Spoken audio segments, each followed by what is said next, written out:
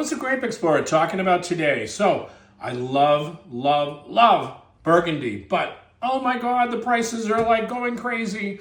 And, you know, when I tell people I'm looking for value, they laugh at me. They say, there's no such thing. And I'm like, no, I'm a determined guy. And I'm going to find the best values wherever I can find them because I want to bring value to the United States. And I don't want people to overspend. You know, everybody says, oh, you know, wine's getting more expensive. I agree with you. And we don't have to spend a lot of money. We can look for value. Got one right here. So this is called Givry. And this is from our one of our producers here. We had a chance to visit, J.C. Perraud on our trip to France. And of course, you know, I'm telling people, hey, look, you know, Macon, I'm selling a lot of Macon, which is white and everything like that, but I'm looking for red value too. And so, you know, the export manager there, we want to give a little shout out to J.C. Perraud, you know, our producer here, Perraud, making fabulous wines.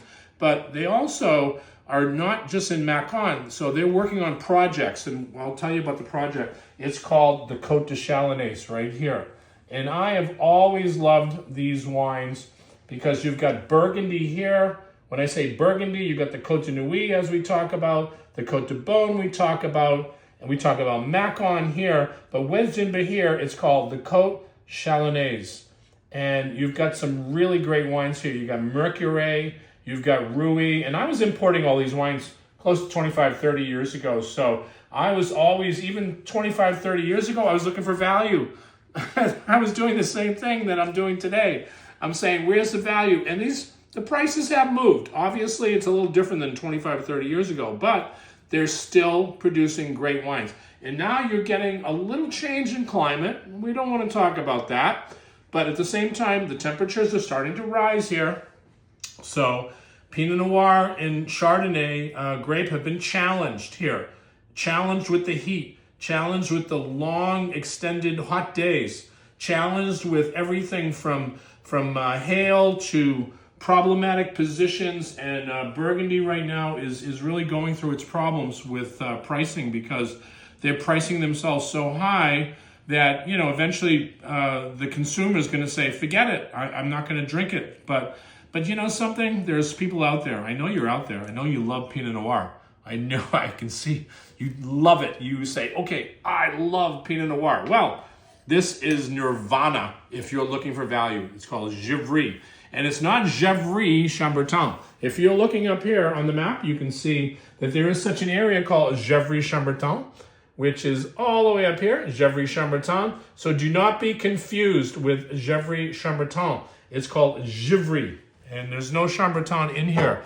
So when you're out there and you're looking for good value and you see a Givry, inquire, ask. Because you know why? Chances are they're going to be under $40 a bottle. And we want to talk about this area. I'm going to spend some time as we're zooming in on the map. And we just want to let you know that this area, in 2008, they had 267 acres total in Givry, and consisting of Premier Cru. So you have 38, what they call climat.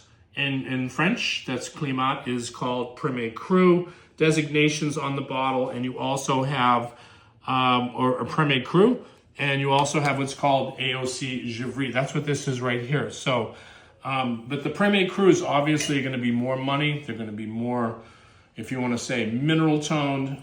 One thing about Givry that I've noticed when I've tasted throughout the years, these wines do have that mineral expression. Again, that's what I'm searching for.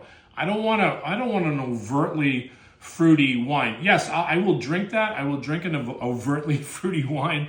But then I said, okay, where's the beef? Where is the greatness out of this wine? And the greatness comes from the soil composition. So if you taste the wine and you get that mineral component just in the back, that's all you need. It's just a little squeak, a little piece of that mineral. That is going to separate the men from the boys and say, wow, this is a serious, serious wine. And I get that out of this Givry. But when you smell it, it's like it's got all of that Pinot Noir. Look at the color. When you see Pinot Noir, that's exactly the color of Pinot. You should be able to see through the glass. Pinot Noir should never be dark and like Cabernet Sauvignon and like Merlot and Zinfandel. It should be that beautiful garnet looking color. And then, you know, you want to but you want this wine to put on a show for you. And when I say show, you want to smell it. And you want to see what you smell. So I smell all different red fruits here. I smell violets. I smell flowers. I get that beautiful, also that little spice tone that you get out of this Givry area. You know, you get that, like I said, that expression of Pinot that only exists here in Burgundy, where you get not only what I call the primary flavors of the fruit. Yeah, we all want to smell fruit. I'd love to smell blackberries and blueberries and all different fruits. But you know what I want when I drink wine? I want what's called secondary flavors.